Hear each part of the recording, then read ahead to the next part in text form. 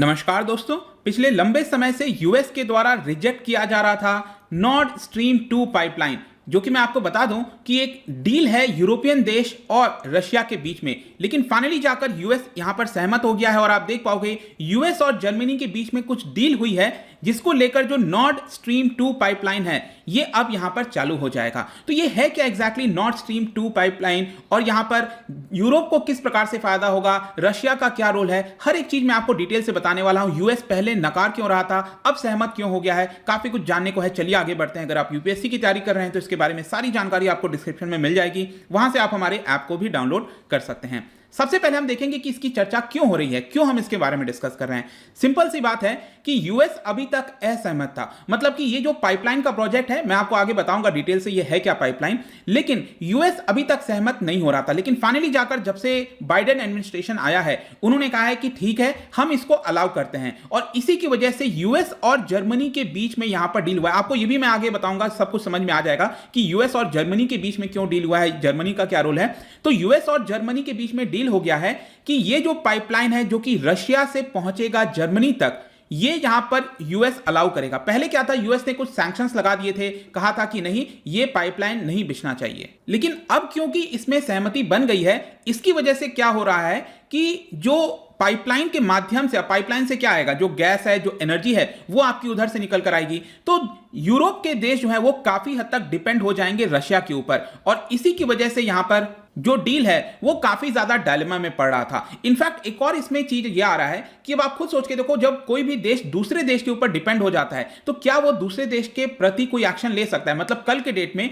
अगर रशिया कुछ गलत काम करता है, सपोज यूक्रेन के ऊपर हमला कर देता है, तो क्या यूरोप के देश रशिया के ऊपर एक्शन ले पाएंगे? क्योंकि अगर एक्शन लेंगे तो रशिया क्या करेगा कि यहां पर जो पाइपलाइन वगैरह से जो भी एनर्जी आती है, जो भी गैस है, वो आपका कट कर देगा। इसकी वजह से यूरोपियन देश को प्रॉब्लम होगी। तो यही होता है हमेशा कि यहां पर आप जब दूसरे देश के ऊपर डिपेंडेंट हो जाते हो तो कल के डेट में यहां पर आप उसके खिलाफ एक्शन नहीं ले सकते, और यही चीज देखने को मिल रहा है। तो इस डील के अंदर बेसिकली बोला गया है कि अगर कल के डेट में जो मॉस्को है, जो रशिया है, अगर वो कोई पॉलिटिकल लीवरेज लेने की कोशिश करता है, उस केस में उसके ऊपर सैंक्शंस लगाया जा सकता है। तो देखिए बेसिकली यहां पर क्या है कि जो यूरोप के देश हैं वो काफी ज्यादा डायलेमा में चल रहे हैं। एक तरफ उनको एनर्जी एक्सेस चाहिए, जो रशिया के हाइड्रोकार्बन्स हैं उसका एक्सेस चाहिए, लेकिन दूसरी तरफ उनको डिस्ट्रस्ट है पुतिन के ऊपर, क्योंकि पुतिन यहां पर हो सकता है क्रीमिया के ऊपर हमला कर देंगे, या फिर कई सारे जो साइबर अटैक्स कराए जाते हैं यूएस इलेक्शंस वगैरह में, आपने देखा इंटरफेरेंस किया गया। तो ये सारी चीजों को लेकर काफी डायलेमा चल रहा है जर्मनी के बीच में। लेकिन अब यहां पर यूएस और जर्मनी के बीच में डील हुई है कि चलो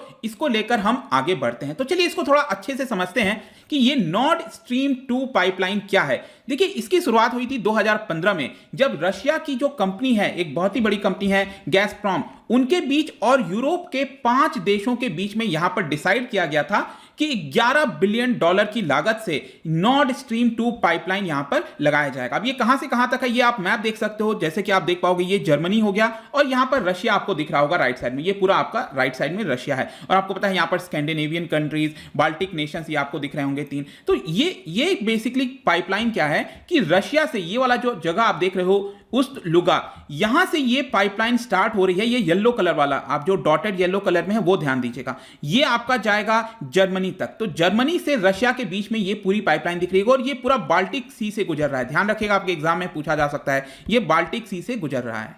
और इसकी टोटल लेंथ अगर मैं आपको बताऊं तो इट इज अराउंड 1200 किलोमीटर की पूरी पाइपलाइन है ये, और इसके माध्यम से हर साल 55 billion cubic metres of gas जो है वो ट्रांसफर हो सकेगा। मतलब रशिया यहां पर 55 billion cubic metre of gas को सप्लाई कर सकेगा जर्मनी में, और जर्मनी के माध्यम से बाकी के यूरोप के देशों को वो गैस मिल जाएगी। तो क्या था कि 2015 में ही ये डील हो गया था, और इसके ऊपर कंस्ट्रक्शन काफी हद तक कंप्लीट हो भी चुका है, मतलब ये ऑलरेडी स्टार्ट हो गया था। और एक और चीज इसमें ध्यान देने वाली है, इसके बगल में ये जो पाइपलाइन आप देख रहे हो ना, ये है आपका नॉर्ड स्ट्रीम 1, जो पहला वाला था वो ये वाला दिखा रहा है आपका। तो एग्जैक्टली आपको दिख रहा होगा पैरेलली ये इसके जा रहा है। लेकिन जाहिर सी बात है दूसरा पाइपलाइन बनाने का मकसद यही है कि यहां पर कैपेसिटी बढ़ाई जा सके। मतलब प्रेजेंट में अगर आप कैपेसिटी देखोगे तो इसकी भी 55 बिलियन क्यूबिक मीटर्स के आसपास है, लेकिन एक और पाइपलाइन बनाया जा रहा है ताकि इसकी कैपेसिटी डबल हो सके। डबल उतना जो हाइड्रोकार्बन्स है वो रशिया सप्लाई कर सकेगा। और जाहिर सी बात है कि डबल सप्लाई होगा, मतलब जो यूरोप के देश हैं वो रशिया के ऊपर यहां पर अब डिपेंडेंट हो जाएंगे काफी हद तक। अभी भी डिपेंडेंट हैं थोड़ी बहुत मात्रा में, लेकिन अब और ज्यादा डिपेंडेंट हो जाएंगे क्योंकि ये ज्यादा मात्रा में सप्लाई किया जा सकेगा। लेकिन अब क्वेश्चन ये आता है कि ठीक है, पाइपलाइन 2015 से इसकी डील हो गई थी और लगभग कंप्लीट भी हो चुका है, तो ये कंट्रोवर्शियल क्यों है, पाइपलाइन कंट्रोवर्शियल क्यों है? देखिए, सबसे पहले ही जब ये प्लान किया गया था तो यूएस ने उसी समय इसका क्रिटिसिज्म कर दिया था। मतलब यूएस के अंदर जो दोनों पार्टीज हैं, डेमोक्रेट्स हो गए, रिपब्लिकन हो गए, वो बिलीव करते हैं कि यूरोप के देश काफी हद तक डिपेंडेंट हो जाएंगे, और ऑलरेडी अगर आप देखोगे तो 40% डिपेंडेंट है यूरोपियन यूनियन के देश जो हैं। अब ये डबल कैपेसिटी हो जाएगी तो 70-80% तक डिपेंड, मतलब पूरी तरह से जो रशिया है उसके ऊपर डिपेंडेंसी बढ़ जाएगी। और इसके अलावा आपको पता होगा जो यूक्रेन का पूरा मामला चल रहा है यूरोप के अंदर, ये जो देश है ईस्टर्न यूरोप में यूक्रेन, वो काफी ज्यादा ओपोनेंट है रशिया का, क्योंकि 2014 में आपको याद होगा जो क्रीमिया है वो यहां पर उससे ले लिया गया था। नीचे आप देख सकते हो ये वाला जो क्रीमिया वाला पार्ट है वो रशिया ने यूक्रेन से ले लिया था। तो इसकी वजह से हमेशा आपको प्रॉब्लम्स देखने को मिलती है। और ऑलरेडी मैं आपको बता दूं कि यूक्रेन से जो लैंड वाला पाइपलाइन है, ये जो पाइपलाइन की हम बात कर रहे हैं, ये तो आपका जो है सी के माध्यम से आ रहा है, लेकिन ऑलरेडी रशिया से लैंड के माध्यम से, और ये लैंड वाला आप देख सकते हो यहां पर, ये वॉयलेट कलर में आपको दिख रहा होगा, ये यूक्रेन से गुजरता है ये पाइपलाइन। तो यहां पर यूक्रेन को एक और डर है कि क्योंकि ये पाइपलाइन यूक्रेन के थ्रू गुजरता है तो यूक्रेन को काफी रेवेन्यू आता है। इनफैक्ट कभी बताया जाता है हर साल $3 बिलियन का यहां पर वो फीस लेता है यूक्रेन, और इसकी वजह से यूक्रेन को डर है कि एक बार ये नॉर्थ स्ट्रीम जो पाइपलाइन है वो बन जाएगा तो यूक्रेन के ऊपर जो डिपेंडेंसी है वो खत्म हो जाएगी। इसके अलावा एक बार जब ये पाइपलाइन सी के माध्यम से बन गया तो रशिया हो सकता है कि यूक्रेन के ऊपर अटैक करे और यूक्रेन को जो है अपने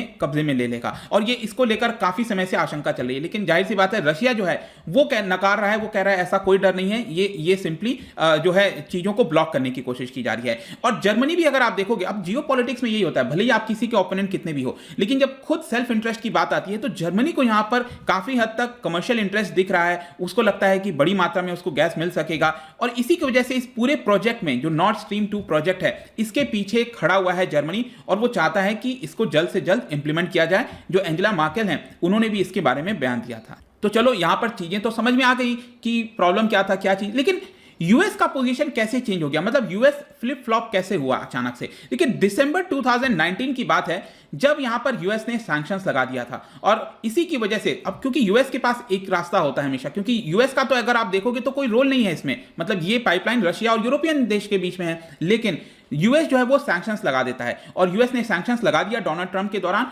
और बेसिकली कहा कि जो रशिया के शिप हैं उनके ऊपर हम सैंक्शंस लगाते हैं। जो रशिया के शिप इस पूरे पाइपलाइन को बिछा रहे थे, लगा रहे थे, समुद्र के अंदर लगाना है, काफी बड़ा काम होता है, तो उसके ऊपर सैंक्शंस लगा दिया गया। और जर्मनी को भी डर था कि उनके रिलेशंस खराब हो रहे हैं यूएस के साथ, तो इसी की वजह से यहां पर जो है पूरा प्रोजेक्ट रुक गया था डोनाल्ड ट्रंप के दौरान। और कई सारे एक्सपर्ट्स माने जा रहे थे कि हो सकता है कि यह प्रोजेक्ट अब खत्म हो जाए, मतलब इसका कोई फ्यूचर नहीं दिख रहा था। लेकिन जो बाइडेन जब से आए हैं तब से उनका यह मानना है कि इस पूरे जो सिस्टम है, पाइपलाइन है, जो है ऑलरेडी काफी हद तक काम हो चुका है, तो इसको हम सैंक्शंस के माध्यम से नहीं रोकेंगे। हां, रशिया को डरा कर रखेंगे। जो बाइडेन का ऐसा कहना है कि वो रशिया को डरा कर रखेंगे कि ये पाइपलाइन सिर्फ और सिर्फ एनर्जी पर्पस के लिए यूज होनी चाहिए। कल के डेट में जो पॉलिटिकल लिवरेज है, जैसे कि रशिया यहां पर फायदा उठा सकता है इसका, यूक्रेन को अपने अंडर ले सकता है, और इसकी वजह से जो यूरोप के देश हैं जो आज के डेट में अगर आप देखोगे कई बार सैंक्शंस लगा देते हैं रशिया के ऊपर, तो हो सकता है कल के डेट में वो सैंक्शंस ना लगा पाए क्योंकि वो लोग रशिया के ऊपर डिपेंड हो रहे हैं। तो यहां पर जो यूएस और जर्मनी की डील हुई है बेसिकली इसी की वजह से हुई है कि कल के डेट में अगर रशिया इसका गलत इस्तेमाल करता है तो यहां पर जर्मनी स्टेप लेगा कि रशिया के ऊपर वो डेफिनेटली सैंक्शंस लगाए, और यूरोपियन देशों को भी बोले कि आप यहां पर जो है रशिया के ऊपर सैंक्शंस लगाओ। तो यही डील हुई है यूएस और जो है जर्मनी के बीच में, ऑल्दो यूएस का ऐसा इसमें कोई रोल तो है नहीं। लेकिन इसकी वजह से मैं बता दूं जो यूक्रेन है वो बिल्कुल नाराज है, उसको वो खुश नहीं है इसको लेकर। और उनके जो प्रेसिडेंट है उनका कहना है कि अगले महीने जब मैं जो बाइडेन से मुलाकात होगी हमारी, तो उसके अंदर हम फ्रैंक और वाइब्रेंट तरीके से डिस्कशन करेंगे नॉर्थ स्ट्रीम 2 पाइपलाइन को लेकर। और जैसा मैंने बताया कि यूक्रेन को यहां पर लॉस ही देखने को मिलता है। तो लेट्स सी कि आगे चीजें किस प्रकार से हो पाती हैं, क्या इसका फ्यूचर होता है। लेकिन अभी के लिए माना जा रहा है कि अब ये वापस से चीजें जो है स्टार्ट हो गई हैं नॉर्थ स्ट्रीम 2 पाइपलाइन को लेकर। तो जाने से पहले एक इंटरेस्टिंग क्वेश्चन आपके लिए, अभी मैंने आपको मैप वगैरह में दिखाया था स्कैंडिनेवियन कंट्रीज वगैरह। क्या आपको पता है कि स्कैंडिनेवियन कंट्रीज में देखो बेसिकली 3 देश इसके अंदर बोले जाते हैं स्कैंडिनेवियन कंट्रीज में, कौन सा देश है जो इसके अंदर नहीं आता है ये आपको बताना है। इसका जो राइट आंसर है आपको पता ही है, मेरे इंस्टाग्राम पर तो आपको मिलेगा ही, वहां पर अगर आप नहीं हो कोई बात नहीं, टेलीग्राम से भी आप इसका सही उत्तर ले सकते हैं यहां पर। और मैं कई सारे एमसीक्यूज यहां पर डालता रहता हूं स्टोरीज के फॉर्म में, आप जाकर वहां से प्ले कर सकते हो। बाकी अगर आपको इसका पीडीएफ चाहिए टेलीग्राम पर आइए, अलग अलग सोशल मीडिया पर आ सकते हैं, आप जुड़ सकते हैं। और अगर आप यूपीएससी की तैयारी कर रहे हैं, किसी भी स्टेट एग्जाम की प्रिपरेशन कर रहे हैं, डेफिनेटली आप इसको ज्वाइन करिए। आप हमारे ऐप को डाउनलोड कर सकते हैं, studyidco.com पर जाइए, बहुत ही अफोर्डेबल रेट्स पर सारी चीज़ें आपको मिल जाएंगी। आई होप कि वीडियो आपको पसंद आया होगा। मिलता हूं आपसे next time. Till then, thank you very much, see you soon.